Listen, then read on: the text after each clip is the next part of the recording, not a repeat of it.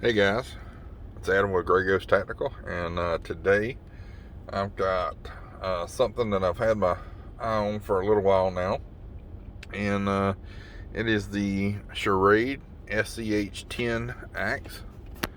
Um, and yes, I have actually went out and used this. I cut down a couple trees at the house and used this to help kind of chop it up and separate it. Really great camp axe, will definitely help you out in a survival situation. Um, However, not the most comfortable axe in the world. You don't want to be using this thing like as your primary axe. The main reason though is not because of its performance or nothing like that. The grip on it's really good. There's no hot spots. It's the transfer of the shock. As you can tell, the handle is so it's a solid metal right here, and then it goes down into like this molded grip here, and the grip is really comfortable, really nice. Like I said, no hot spots. You get traction on it. I was sweating and I didn't lose the grip. It does come with a lanyard, but I never use those. However, like I said, the transfer of the shock when you're chopping wood like this, you can definitely feel it in your hand. And the only other bad thing is that it is heavy going forward, which is what you want. You want the head to be heavier than the handle so that you can chop with it. But with its short stature, it does put a workout on your forearm. Like I said, this would work great camping. If I was living out in the wilderness or doing alone, out in Alaska or whatever, I probably wouldn't want this as my primary like axe. But it works great to throw in a pack or to put in a toolbox or whatever. It's roughly, let's see, 7.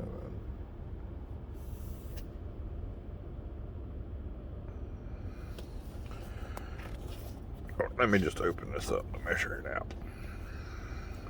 No need being hard about it. Okay, so it's roughly, say, 12 inches over length. It's got a pretty good heft to it. Like I said, most of the mass is centered toward the front of it. Nice rubberized handle. It's got some cutouts. They don't exactly match my fingers. It would have been better if they'd have just kind of flattened those little knurls off. I've got extra large hands, so people with medium or large hands, this would probably fit really nice in their hand. Comes with a nice thermo molded plastic sheath. It's got a belt loop, but it's not one that you can like slide on and off your belt. You actually have to take your belt out of the loop. You can't just snap it on your belt. My kid was playing with it in the dirt. That's why it's dirty. Like I said, decent sheath. I would use it. I don't really belt carry an axe. I usually either hold it in my hand like this, or I would take and put it in a pack. So that doesn't really bother. The sheath will protect you though from getting cut, and it will protect the axe. So overall, it's pretty good. I do like this design. It's something that you don't really see. It's got a snap on it, and as you can tell, it's a pretty affirmative snap.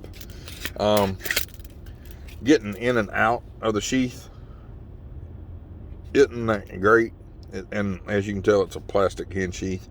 So the sheath is like it's functional, but you do need to be careful with it. There's the head of it. It has roughly a, say, 4-inch cutting surface. It is chiseled out pretty nice, as you can tell, and it came fairly sharp out of the box. It's got a nice hammer head on the back for beating tent stakes or whatever. SCH Axe 10. For those of you that are looking for it. Like I said, it came fairly sharp out of the box, and as you can tell, I have used this. I do need to clean it. But you know, it takes out a pretty good bit of wood every bite. Bites in pretty good. I'm probably going to touch the edge up a little bit. I wanted to use it straight out of the box, just to kind of see how it worked. I do believe that if you're selling a tool that's designed to cut, it should do it right out of the box. And for the most part, it did. It could use a little bit of touching. And so South Georgia, we don't have super hardwood, but I was basically cutting like dried oak and some maple, and with it. So again, like I said, not a super hardwood, nothing like balsa or anything like that, but you know, no rolling on the edges or anything. It would probably cut pine really good. I didn't cut any pine. It does fit in the hand. You can choke up on it if you were wanting to do some whittling with it. You know, I don't really do that much with that. That's what I use a knife for. But some people like to use their axe, you know, to cut feather sticks or whatever with. But the only thing I would really probably use this for, maybe with the choked up grip like that, is I would use it to cut like tent stake legs with it, or tent stakes, anything in the point. So sticks like this, you know, you're cutting at an angle. But I'd probably just use my knife. But like I said, nice little axe. You know, all of this is one piece. As far as I can tell, it's all one solid piece of metal. And I'm not sure if it was poured or cast or whatever, but good little knife. Actually, is that?